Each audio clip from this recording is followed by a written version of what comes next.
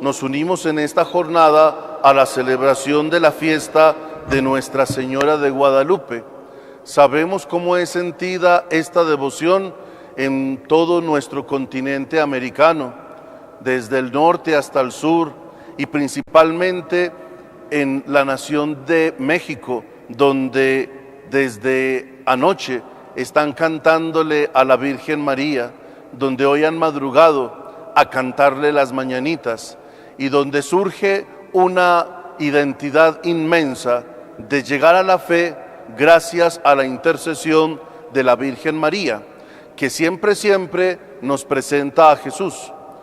En la historia de la Iglesia Católica, algunas personas han confundido el rol tan importante de la Virgen María.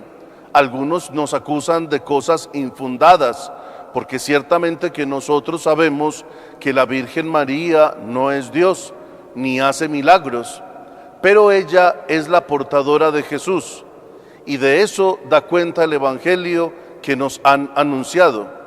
Ya estamos avanzando en el tiempo de Adviento, nuestro templo catedral se ha embellecido, ya tenemos en la imagen del pesebre el camino que van a recorrer la Virgen María y San José para que llegue el esperado Jesucristo.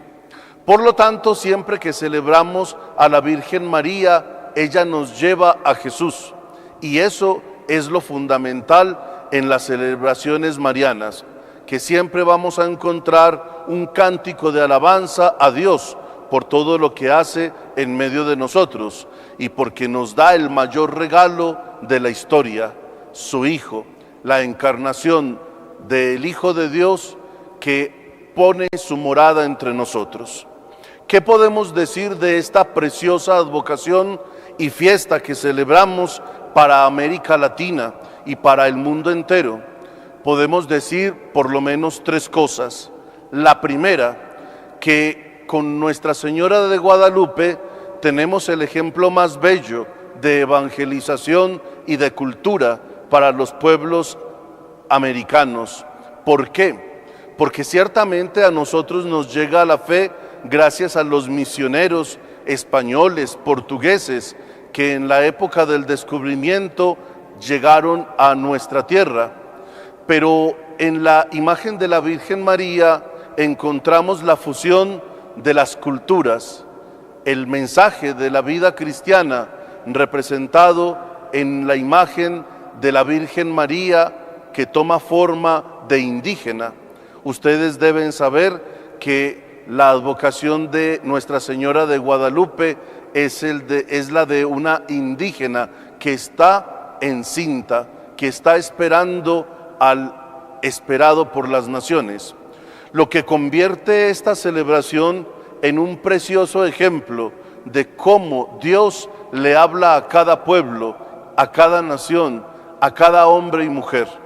En una indígena, los pueblos originarios de esta tierra se vieron identificados, y por eso no se trata de la aniquilación o la confrontación de las culturas, sino el encuentro de ellas, un encuentro que termina siendo, gracias a la Virgen María, bendecido. También podríamos decir que no solamente la evangelización y cultura se enriquecen con esta bella fiesta, podemos decir que nos hace un llamado a vivir la fe desde la justicia. Ya desde los albores de la Iglesia Católica en nuestro continente se ha defendido a el hombre indígena, a la mujer originaria. Ya la Iglesia Católica, con los sumos pontífices, reconocieron la presencia de Dios en esta tierra, y lo que se trajo fue el Evangelio, muchas veces también bajo la confrontación de una cruel conquista, que es lo que sucede cuando se encuentran los pueblos. Pero la Virgen de Guadalupe nos habla de fe y justicia, es decir, ambas son inseparables. No podemos tener fe en Dios y destruir a las personas. Este es un bello ejemplo de cómo podemos convivir guardando los derechos de todas las personas. Pero además de evangelización y cultura, de fe y justicia, hoy se nos hace un llamado a la caridad y a la esperanza. Y creo que eso es muy importante porque la Iglesia Católica el próximo 25 de diciembre inicia su año jubilar 2025, los 2025 años de la encarnación de Jesús. Y para nosotros hay un lema que ojalá podamos vivir muy bien durante todo el próximo año, que seamos peregrinos de la esperanza, que seamos testigos del amor, que el Evangelio sea para cada uno de nosotros como un motor que nos ayude a salir adelante. ¿Qué nos han presentado hoy las lecturas?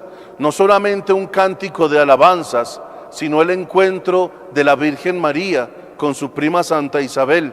Y esto me parece precioso. ¿Qué hace la Virgen María al visitar a su prima? Ponerse a la orden, servirle, ayudarle, porque Santa Isabel estaba ya en un embarazo avanzado, esperando a Juan el Bautista.